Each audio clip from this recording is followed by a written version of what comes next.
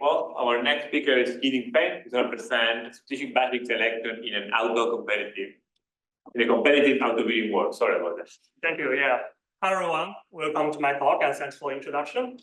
So today I will be covering the strategic budget selection in a competitive auto-bidding world. And this is a joint work with my amazing collaborator friend Lucier, right here, as well as Aleksandrs. He's also attending this conference, so you should be able to catch up with him as well. And so the conference version of this paper is in stock this year, and we are still working on the journal version. So if you have any questions, comments, suggestions, they are all greatly appreciated. Okay. Try to click on the dots, the three dots, maybe. This, yeah. You think which department at HKUST? I mean the IE department. Yes, thank you. That is a great question. You asked for questions. Yeah. Okay, now let's get started. So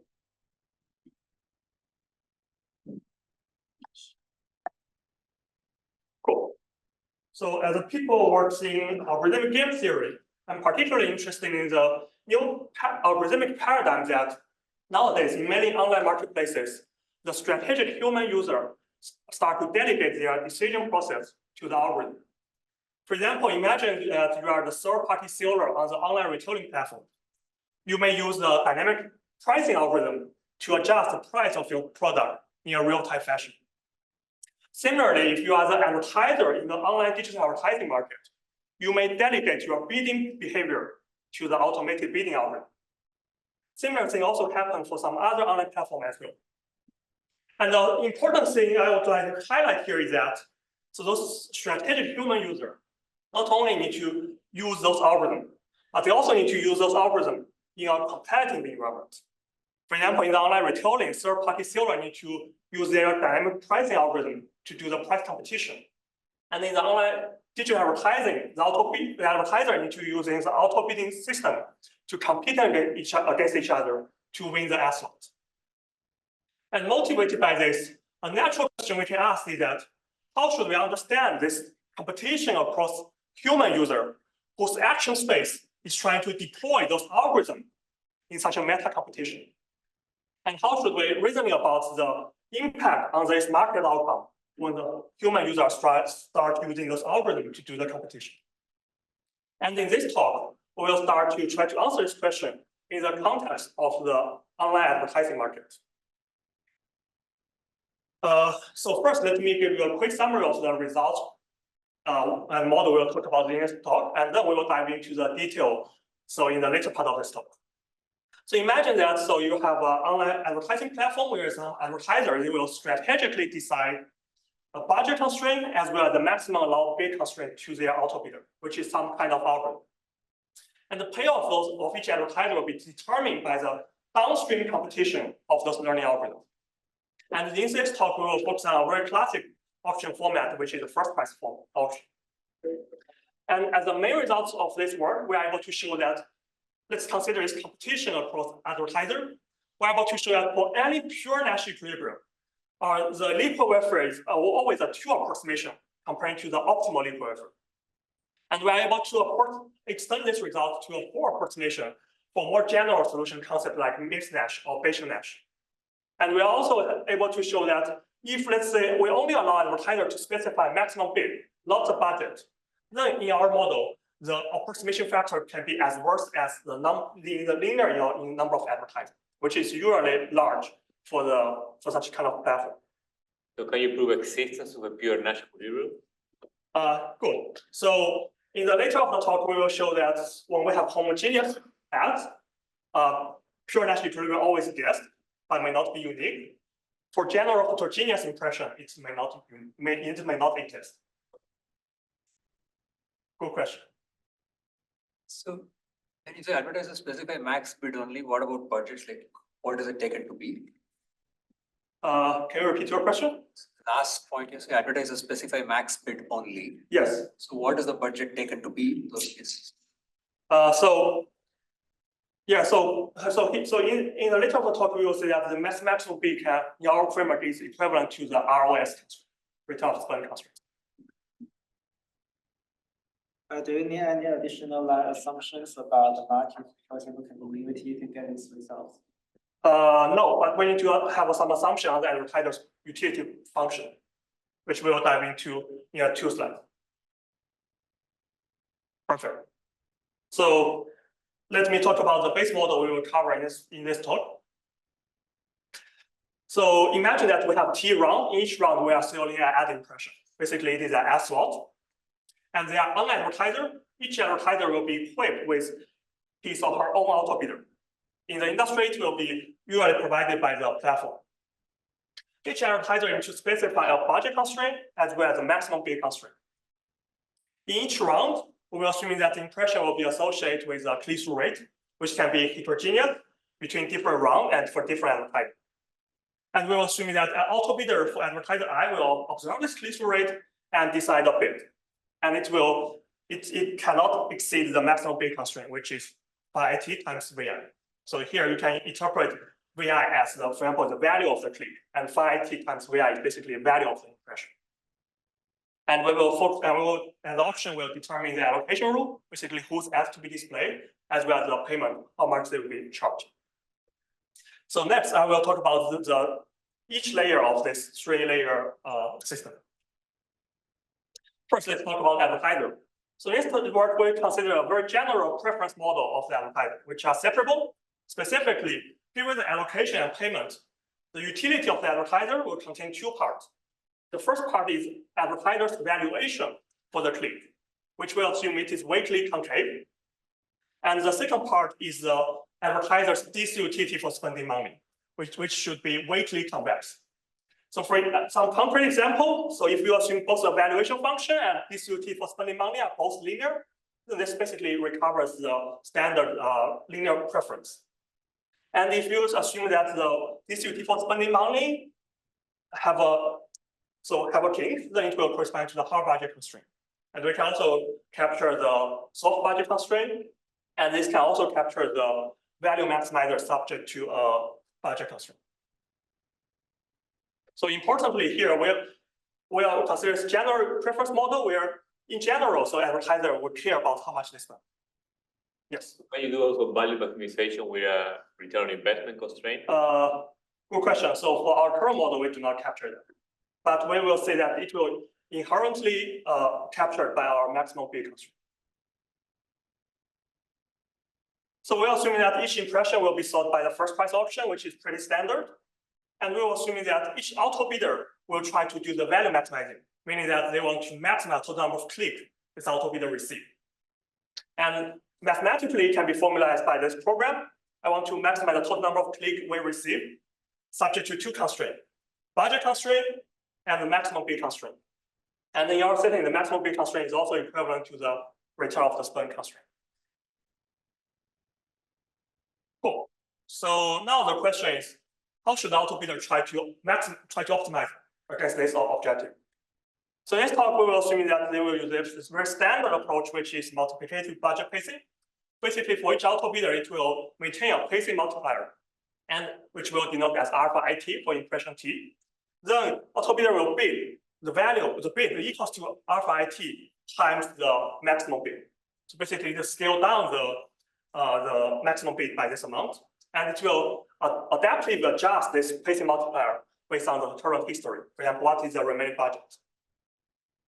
And the motivation behind this implementation is as follows. It has been known that if the single round auction is truthful, then there exists a choice of the alpha I star, which does not depend on the impression, such as you do this uniform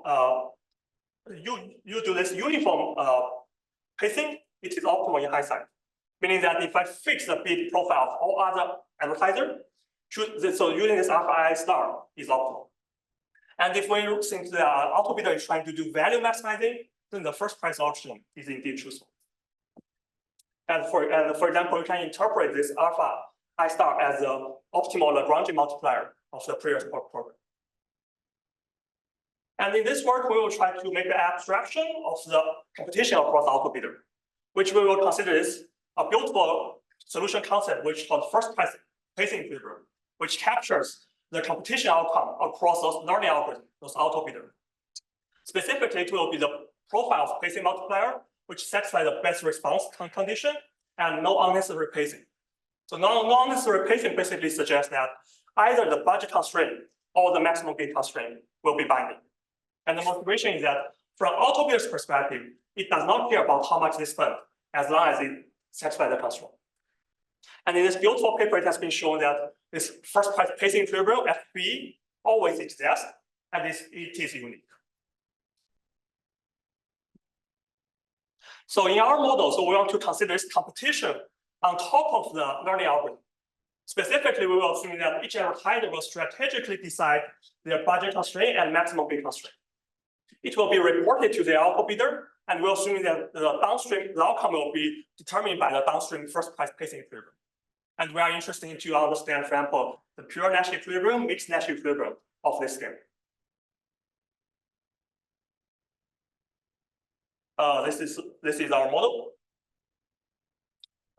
Cool. So, and our work contribute to this recent rapid growing literature on autobidding. I guess we also already learned a lot here. So a few works I would like to highlight here. So first, nowadays there are more and more works which try to use this first price pacing equilibrium as a solution concept, which make an abstraction to the computation of the autobidder, which I believe we will also see this used in the next talk. And there are also some other, and so our work is one of those work which try to understand what happens if there is a misalignment between the incentive between advertiser and autobidder, and what will be the outcome. If you have any question about any of those related work, please take a screenshot and let me know offline. Cool. So first, we need to reason about the equilibrium. Does there exist an equilibrium for this meta game between the advertiser who are using autobidder to compete? So we are able to show that if impressions are homogeneous, which means that their click-through rates are identical across time, then we can show that pure Nash equilibrium always exists, but may not be unique. We can check our paper to say that we actually provide more detailed characterization of those pure Nash equilibrium. But however, if we consider heterogeneous added impression, then the pure Nash equilibrium may not exist. And this is in contrast to the first price pacing equilibrium, which capture the competition across autobidder, which are always exist and unique. And for mixed Nash and the Bayesian Nash, we can easily show that they always exist. Can I ask a quick question? Yes. Maybe I just missed it, but so in the original FPP paper, right, we didn't have time, we just had M items. I think now you explicitly have time, but somehow I missed that connection to here. Yes. So you should interpret time as, so what happens as multi-item option. But so in reality, those options happen in a real-time fashion because the search query happen in a real time. And it is known that if we are trying to using some no-regret learning algorithm, it will under some condition, it will converge to this first price pacing equilibrium. Okay, good. So, Yeah. okay, so maybe to rephrase my question, you're not assuming there's any online learning of pacing multiplier. No. It's just the hindsight FPP. Okay. Yes. Thank you. Perfect. So next, we want to understand the outcome of the market outcome of this misalignment between the advertiser and autobidder. To do this, we try to evaluate the market efficiency using this notion of liquid wafer, which Brandon also briefly talked about in the morning session. Basically, it will be the summation of the willingness to pay given the allocation of each advertiser. A very simple graphical illustration for each advertiser, look at the number of clicks or the conversion it received, and that's how much they are willing to pay for this. So this will be, the summation of it will be the liquid wafer. If we have quasi-linear preference, this will recover the social wafer. It is also related to the compensation variation. And we will use this to measure the efficiency of the market. So two results that follow. First, we're able to show that for any pure Nash equilibrium, if it exists, its induced allocation is at least a 2 approximation to the optimal liquid wafer. And this approximation ratio is tight. And we are able to extend to the mixed Nash and show that it is a 4 approximation for any mixed Nash equilibrium. And the differences between our results and POA results in the autobidding literature is that here we have this misalignment between the autobidder and the advertiser. And we are actually reasoning about the liquid wafer in terms of the advertiser's preference. And the main takeaway message here is that this simple instruction just allows advertiser to specify 2 numbers, budget as well as a maximum bid is already good enough to achieve good market efficiency. Even though we allow advertisers to have much more complicated preference, weekly content valuation, weekly convex distributed for spending money. And so we also consider some variants of our meta game, like what if advertiser can only specify budget? What if advertiser can only specify maximum bid? So if the advertiser can only specify budget, we are able to show that all our market efficiency results can be preserved. But for the maximum bid, we are able to show that there is some problem instance where the approximation ratio is pretty bad. And the intuition is that specified budget constraint allows advertiser to avoid those extreme cases where the payment is really high. And the takeaway message here is that, so maybe in some of the design, so budget constraint is more important. Cool. So here is a quick summary of our work. So motivated by this new trend that strategic human users are start using learning algorithm, we try to understand this competition on top of the learning algorithm who are using this learning algorithm. And we try to study this in the context of automated bidding industry. We built this meta game framework, and we prove the efficiency of the equilibrium concept. And I guess the main takeaway message here is that, so how should we reason about this competition on top of the strategic human users who are using the algorithm? And some interesting next step, including, for example, closing the gap between the mixed Nash equilibrium, and also extending this study to other auction formats like second price auction, generalized second price auction, and also extending to the other objective like revenue or advertiser surplus, which may also be cared by those companies. And more importantly, how should we understand this competition for other marketplaces? So that's all my talk. Thank you for listening.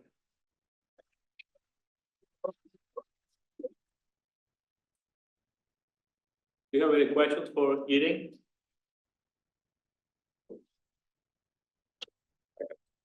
Yeah. So you mentioned non-existence for heterogeneous items. One thing I noticed about your model is that you sort of added these concave functions to the values and the payments. Does the non-existence still hold if it's just linear utilities with no concave functionality? Yes. So we construct an example which we show there exists no pure Nash. It will contain two impressions, two advertisers. Both of them has linear valuation at the hard budget constraint. And the motivation is basically advertiser only care about the value maximizing, but advertiser care about how much they spend. So because of this misalignment, so there exists no pure Nash.